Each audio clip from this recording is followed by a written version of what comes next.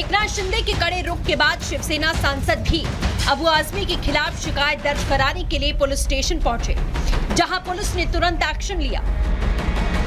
BNS की धारा 299 यानी धार्मिक भावना को ठेस पहुंचाने, बीएनएस की धारा 302 यानी जानबूझकर अपमानजनक बयान देने और बीएनएस सेक्शन 356 यानी मानहानि का केस दर्ज किया गया। ये मामला यहीं थमने वाला नहीं है। औरंगजेब को महान शासक बताकर जैसे अबू आजमी ने अपने पैरों पर खुद ही कुल्हाड़ी मार ली है। अमरावती की पूर्व सांसद नवनीत राणा और महाराष्ट्र सरकार में मंत्री नितेश राणे ने अबू आजमी को आड़े हाथ लिया। जल्द से जल्द जो कब्र औरंगाबाद में औरंगजेब की है वो उखाड़ के फेंक दीजिए और जिसे इतनी प्यारी है वो अपने घर में जाके वो कब्र सजा लीजिए। हिंदवी स्वराज्याची स्थापना छत्रपती शिवरायांनी आणि संभाजी राजांनी का केली? इस्लामच्या विरोधात केलेली आहे। हे हिंदू विरुद्ध मुसलमान हा विषय आहे तो।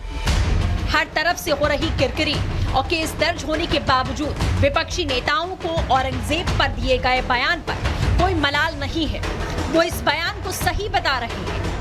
हमारे साथी, हमारी पार्टी के नेता ने जो टिप्पणी की है उसको ठीक से उप मुख्यमंत्री जो है नहीं समझ पाए। एक विशेष धर्म के राजा को टारगेट करना, शासक को टारगेट करना के क्रूर था, ये उचित नहीं है। हिंदुओं में भी बड़े क्रूर राजा हुए, पेशवा से ज्यादा क्रूर कौन हो सकता है? ये आधा अधूरा ज्ञान जो है वो हमेशा नुकसान देता है और ये दिक्कत क्या है, इन लोगों को ज्ञान आधा अधूरा है। ये आधी बात बताएंगे, आधी नहीं बताएंगे। तो पूरी बात पढ़नी चाहिए, पूरी बात समझनी चाहिए। जब समझ में आ जाएगी तो फिर ये इस तरह की उठपटांग बात नहीं करेंगे। अबू आजमी के बयान पर महाराष्ट्र से लेकर यूपी तक सियासी पारा हाई है। इन सब के अंदर क्रूर मुगल शासक जिसे कहा जाता है, औरंगजेब की आत्मा घुस गई है। इस प्रकार के बयान को यह देश सहन नहीं कर सकता। छत्रपति शिवाजी महाराज के अपमान को नहीं सहन कर सकता। मामले ने तूल पकड़ा तो सपा नेता अबू आजमी ने सुर बदल लिया। मैं क्या जानूं कि औरंगजेब क्या थे, कैसे थे, कि मैं जिंदगी में कभी भी ऐसा कोई स्टेटमेंट, ऐसा कोई दिल की गहराई में कभी बोल ही नहीं सकता हूं। के खिलाफ मैं बोलूं, मेरी हैसियत बोलने की कभी सोच भी नहीं सकता। मैं अपने स्टेटमेंट को वापस लेता हूं। अबू आजमी की मुसीबत चौतरफा बढ़ती जा रही है, क्योंकि एक तरफ विधानसभा में उनकी सदस्यता रद्द करने की मांग उठी तो दूसरी तरफ एक्शन जारी है, जो भविष्य में मुश्किलें खड़ी करने के लिए काफी है। Bureau report, Republic Bharat.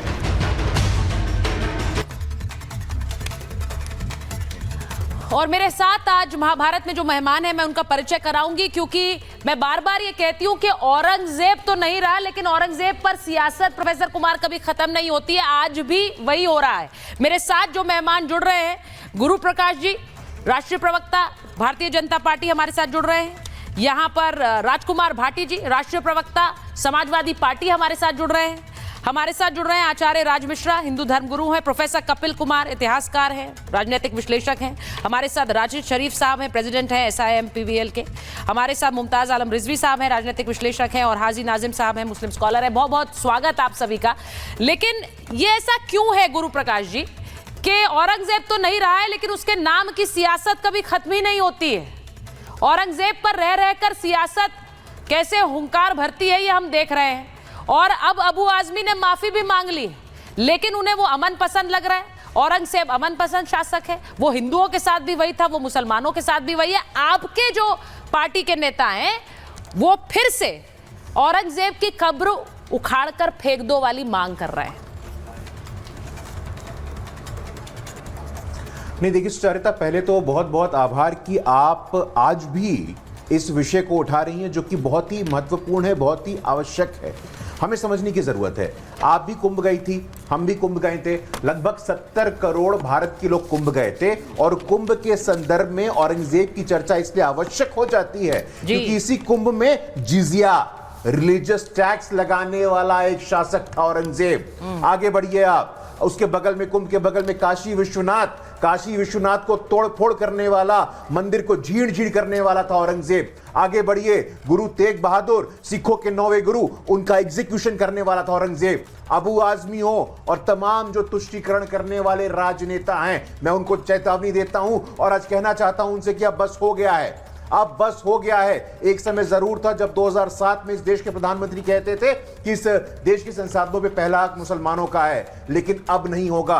देश के संसाधनों पे पहला हक देश के गरीबों का है, दलितों का है, शोषितों का है, पीड़ितों का है और वंचितों का है। लगातार तुष्टीकरण की राजनीति की जो पराकाष्ठा, जो तुष्टीकरण की राजनीति की आपने दुकान खोल के रखी है, यह बंद होनी चाहिए। लगातार कुछ भी अनाप शनाप कहते हैं आपका ऐतिहासिक तथ्यों से कोई संबंध नहीं है, तर्कों से कोई संबंध नहीं है। एक ऐसा शासक जिसके कार्यकाल में लाखों हिंदू, लाखों सिखों के साथ रिलीजियस परसिक्यूशन किया गया, हिंसा की गई, उसके पक्ष में समाजवादी पार्टी खड़ी है। मैं पूछना चाहता हूं, महाकुंभ हुआ था, इसी प्रकार से अखिलेश जी मुख्यमंत्री थे, उस महाकुंभ का मुखिया किसे बनाया गया था? आजम खान साहब को बनाया गया था। तो कभी औरंगजेब हो, कभी आजम खान साहब हो, कभी औरंगजेब के पक्ष में खड़ा हुआ पूरा का पूरा समाजवादी पार्टी हो। देश ये जानना चाहता है, देश ये पूछना चाहता है कि क्या आपकी ये तुष्टीकरण की राजनीति का कोई अंत होगा या नहीं होगा। एक समय जरूर था जब आपकी दुकान चल रही थी, लेकिन आज देश में जागृति आ गई है। आज 70 करोड़ लोग महाकुंभ में जाते हैं, स्नान करते हैं, और आज आप सिर्फ एक वर्ग का वोट आपको मिलता रहे, आप राजनीति में सक्रिय बने रहें, आप राजनीति में प्रासंगिक बने रहे, आप समाज में तोड़ फोड़ की राजनीति करना चाहते हैं, समाज में विभेद पैदा करना चाहते हैं, समाज में वैमनस्य पैदा करना चाहते हैं, और हिंसा करने वाले शासक को, हिंसा जो करता था उस शासक को आप प्रणाम कर रहे हैं, उसको श्रद्धांजलि अर्पित कर रहे हैं। मुझे लगता है कि इससे बड़ा दुर्भाग्य सुचारिता आज के दौर में कुछ नहीं हो सकता है। जो प्रशंसा कर रहे हैं अब उनकी पार्टी के नेता के पास ही चले जाते हैं। राजकुमार भाटी जी, आपके पास आ रही हूं। अबू आजमी साहब प्रशंसा कर रहे हैं, अमन पसंद कह रहे हैं। आप देखिए उनके एक बयान से किस तरह सियासत गरमा गई है। जूते चप्पल चलाए जा रहे हैं औरंगजेब के पोस्टर पर। आपके एक और नेता, आज तो अबू आजमी ने माफी मांग ली, लेकिन आपके एक और नेता अवधेश प्रसाद जी, जो हर जगह चलते हैं अखिलेश जी के साथ आजकल, वो कह रहे हैं इस बयान में गलत क्या है, बिल्कुल सही है, कुछ गलत नहीं है इस बयान में। तो मैं आज भाटी जी से पूछ रही हूं, बयान सही है या गलत है? नहीं, जब जिनका बयान है उन्होंने खेद व्यक्त कर दिया और अपना बयान वापस ले लिया, तो ये तो सवाल ही खत्म हो जाता है कि सही है गलत है। उन्होंने गलत माना है, उन्होंने कहा कि मुझसे गलती से मैंने कह दिया, मैं अपना बयान वापस लेता हूँ। लेकिन भारतीय जनता पार्टी को ये सूट करता है कि औरंगजेब के नाम पर, मुगलों के नाम पर या दूसरे मुस्लिम शासकों के नाम पर हिंदू मुसलमान की राजनीति की जाए। अब मेरे मित्र गुरु प्रकाश जी औरंगजेब पर निशाना नहीं साध रहे थे, मुसलमानों पर निशाना साध रहे थे कि कभी कहा था मुसलमानों का हक है और अब नहीं होगा ऐसा, अब नहीं होने देंगे। यानी आप पूरे मुस्लिम समुदाय के खिलाफ हैं, ये आप खुद ये स्वीकार कर रहे हैं। मोहम्मद आजम खान का नाम भी औरंगजेब के संदर्भ में ले रहे हैं। जहाँ तक हिंसा की बात है, उन्होंने, गुरु प्रकाश ने कहा कि वो हिंसा करता था, मैं भी मानता हूँ हिंसा करता था, हिंसक राजा था, लेकिन 1947 से पहले जो भी शासक थे वो सब उस समय हिंसा राज्य का मुख्य आधार था। लड़ाई लड़े बिना कोई शासक रह नहीं सकता था। उस समय तलवार चलाना राजा की मजबूरी होती थी, सब राजाओं ने चलाई। और औरंगजेब के नाम पर, माफ़ करें, औरंगजेब के नाम पर कोई मुसलमान इस देश में वोट देता नहीं है। ये कहना केवल भ्रम फैलाना है कि समाजवादी पार्टी औरंगजेब के साथ इसलिए कि मुसलमानों को वोट मिल जाए। ना तो समाजवादी पार्टी औरंगजेब की प्रशंसक है, ना औरंगजेब की वकील है,